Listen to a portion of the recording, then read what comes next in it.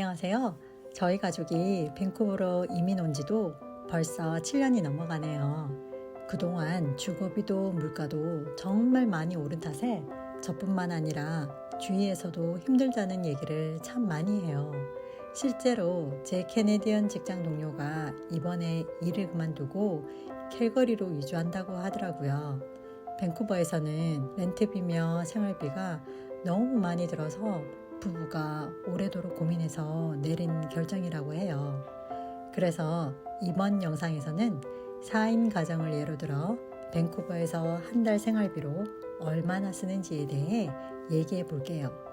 참고로 저희는 한인들이 많이 거주하고 계시는 커키틀람 지역에 방 2개, 화장실 2개인 콘도, 즉 한국으로 치면 아파트 같은 곳에 살고요. 각 가정의 지출 항목과 비용은 천차만별이니 여기서 언급되는 모든 부분은 저희 가정에만 국한된 경우라는 점을 감안해서 들어주시면 감사하겠습니다. 쉬운 이해를 돕기 위해 캐나다 달러 일부를 한국 돈 1,000원과 동일하다고 가정하고 계산할게요. 실제로도 요즘 환율이 거의 비슷하고요. 첫 번째로 집에 관련된 지출에 대해 얘기해 볼게요. 모기지는 월 2,000불, 즉 200만 원 정도 내고 있어요. 모기지 보험료를 월 21만 원도 내는데요. 부부 중 한 명이라도 사망했을 경우 모기지의 70%를 커버해주는 보험이랍니다. 그리고 집 보험은 1년에 한 번 100만 원 정도 내고 있는데 할부가 가능해서 월 8만 원 정도 낸다고 보시면 될 것 같아요.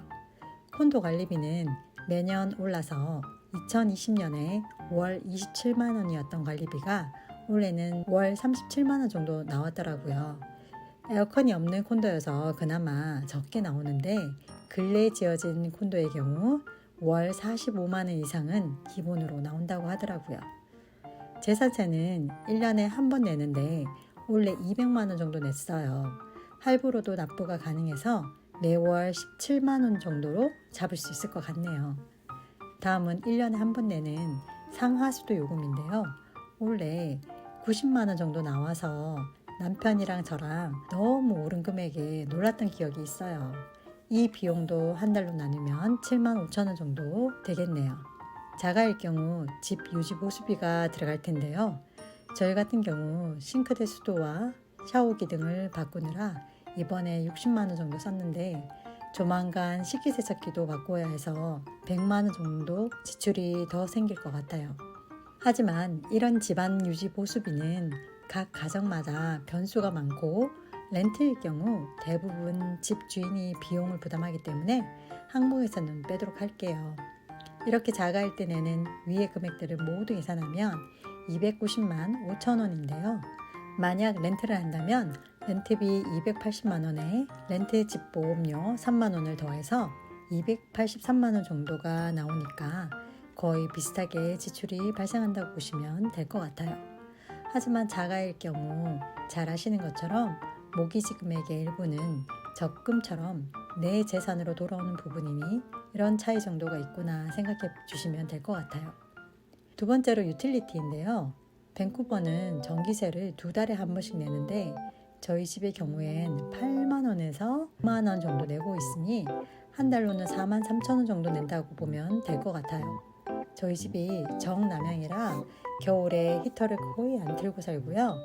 대신에 여름에 좀 덥긴 한데 공원을 끼고 있어서인지 아직까지 선풍기만으로도 충분해서 에어컨은 안 켜봤어요. 그래서 여름과 겨울 전기세 차이가 많이 나는 하우스와 달리 저희 집은 꾸준히 저 정도 금액이 나오는 것 같아요. 가스비는 관리비에 포함이어서 안 내고요.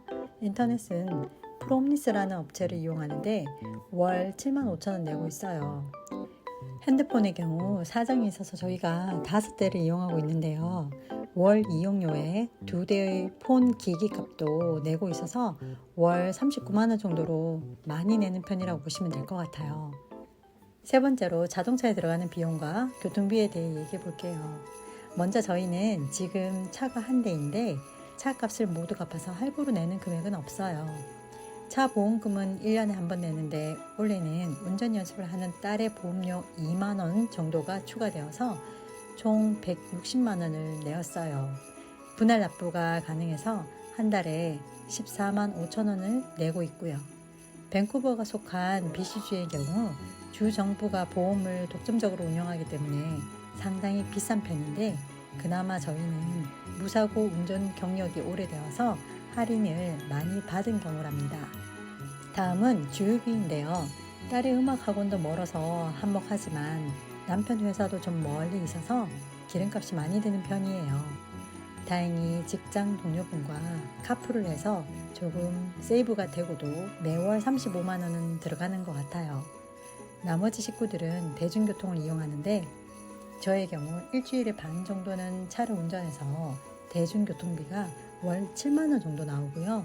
이번에 대학에 들어간 딸은 학교 등록금으로 학생교통카드가 지불이 되어서 들어가는 비용이 없어요. 그리고 같이 살고 있는 조카의 경우는 집 앞에 위치한 고등학교에 다니고 있어서 등하교를 걸어서 다니는데, 그 외의 활동으로 대중교통을 이용해서 월 4만 원 정도 사용하는 것 같아요. 또 가끔 남편이 대중교통을 이용해서 약 2만 원 정도 추가가 되네요. 차량 보수 유지비나 주차비는 변동사항이 큰 부분이어서 예산을 잡기가 좀 힘든데요. 작년의 경우 타이어를 모두 교환해서 100만 원이 들었어요. 올해는 엔진오일 교환 외에 에어필터 교체 등이 있어서 약 30만 원 정도 들었어요. 주차비와 세차비도 고려해서 매달 최소 금액 5만 원 정도로 책정을 할게요. 네 번째는 식비에 관련된 비용인데요.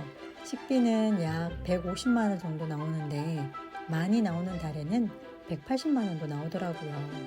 학교 급식이 없어서 도시락을 하루 기본 3, 4개를 싸고 삼시세끼를 모두 집에서 해먹으니 식비가 많이 나올 수밖에 없는 것 같아요. 또 고기가 빠지는 날 없이 잘해서 먹기도 하고요. 대신 저희는 외식을 정말 안 하는 편인데요. 가족 모두가 함께 외식하는 경우는 생일날과 같은 특별한 날에만 한정된 것 같고요. 그래서 월 평균 10만 원 정도로 계산을 했어요. 하지만 실제로는 더 쓴다고 봐야 해요. 왜냐하면 딸의 경우 가끔 학교에서 밥을 사 먹기도 하고 친구들과 가볍게 빵과 음료를 사기도 하는데, 그 모든 비용을 본인이 아르바이트해서 번 돈으로 해결하고 있고요. 또 같이 지내고 있는 조카도 아주 가끔 밖에서 밥을 먹곤 하는데, 한국에서 붙여주는 용돈에서 해결을 하고요. 남편의 경우도 가끔이지만 골프를 치고 나서 식사를 하고 나는데 본인의 용돈에서 사용하고 있고, 저도 마찬가지고요. 그리고 또 요즘은 외식비가 너무 올라서 점점 횟수가 줄어드는 것 같아 각자가 하는 외식 부분은 빼고 책정할게요. 다섯 번째로 기타 비용들에 대한 얘기를 해볼게요. 의류비의 경우엔 예산을 월 평균 10만 원 정도만 잡아놓고 있어요. 제가 쇼핑을 좋아하지도 않고 그럴 시간도 없다 보니 정말 꼭 필요한 것 외에는 사지를 않아요. 하지만 딸의 경우에는 이것저것 사기도 하는데, 앞서 말씀드린 것처럼 아르바이트로 번 돈 안에서 지출하기 때문에 제 가계부에서 나가는 돈이 없어서 예외로 둘게요. 한 예로 올 초에 고등학교 졸업 무도회가 있었는데, 보통 이런 행사에서 여학생들이 입는 드레스 값이 70만 원에서 100만 원 정도 해요. 그런데 딸은 예산이 맞지 않다면서 인터넷으로 13만 원에 구입을 해서 입었어요. 제 딸과 같은 졸업생 자녀를 둔 직장 동료들이 있는데, 딸의 드레스 값을 듣고는 엄청 저렴하게 잘 샀다고 놀라워했던 기억이 있어요.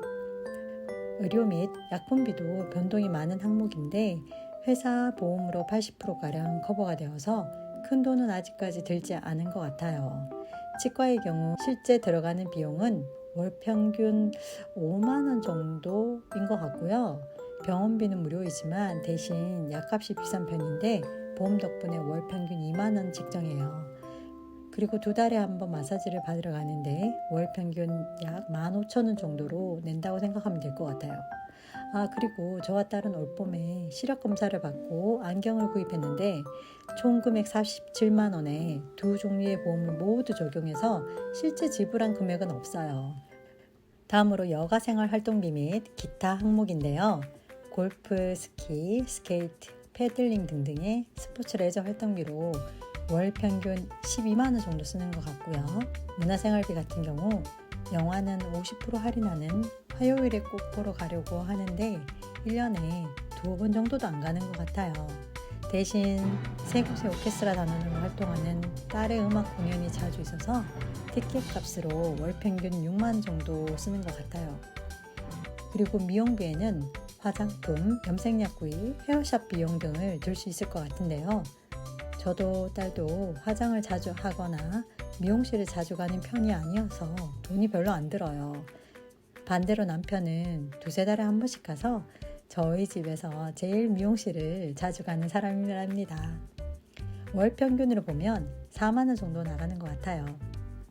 또 여행은 밴쿠버 근교나 시애틀 정도만 가는 탓에 큰 돈이 지출되지는 않는데 다만 이번에 남편이 한국을 가게 되어 왕복 티켓 값으로 150만 원을 지불했어요. 그래서 월 평균 20만 원 정도 책정할게요. 딸에게 들어가는 비용에 대해서도 얘기해 볼게요. 딸이 올해 대학에 입학하면서 등록금이 600만 원 정도 나왔는데 그동안 들어두었던 교육 적금으로 커버했고요. 오케스트라 단원비는 약 월 6만 5천 원 정도인데 대회 때 받은 장학금으로 충당했어요.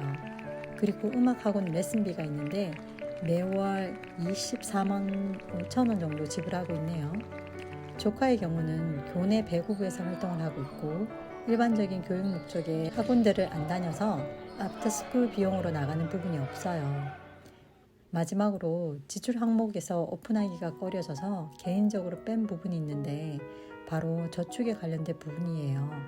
저희는 노후연금저축, 비과세저축, 교육적금 정도만 조금씩 꾸준히 들고 있어요. 교육적금의 경우는 딸이 이번에 대학에 입학을 하고 18세가 넘으면서 더 이상 정부 지원금이 안 나오고 또 등록금도 냈어야 해서 해지를 했는데 대신 조만간 딸을 위해 첫 주택 저축 계좌를 오픈해서 교육적금에 넣었던 금액만큼 저축을 다시 하려고 해요. 여기까지 저희 가정의 한 달 생활비를 정리해 보았는데요. 집 관련 비용으로 총 290만 5천 원, 유틸리티가 총 50만 8천 원, 차량 및 교통비가 67만 5천 원, 식비는 160만 원 플러스 알파, 기타 비용이 총 60만 5천 원, 딸 교육비 관련해서 총 24만 5천 원, 그렇게 모두 합한 금액이 653만 8천 원인데 여기에 개인별 용돈과 저축, 저금 등을 합하면 대충 한 달 총 금액이 나오실 것 같아요. 결론적으로 밴쿠버에 사는 저희 같은 4인 가정이 한 달 생활비로 지출하는 총 금액은 약 700만 원 정도로 생각하시면 될 것 같네요. 물론 각 가정마다 가족수, 연령, 식습관, 주거 형태 등등 각자의 입장과 처한 상황이 다른 탓에 항목과 비용은 조금씩 다를 것 같아요. 그러니 혹시 덧붙이고 싶으신 내용이 있으시거나 다른 의견이 있으시다면 댓글에 남겨주세요. 지금 한국에서 이민을 고민하고 계시는 많은 분들에게 조금이나마 현실성 있는 도움이 되지 않을까 싶어요. 오늘도 긴 영상 시청해 주셔서 감사하고요. 아무쪼록 늘 건강하시고 행복하시길 바라요.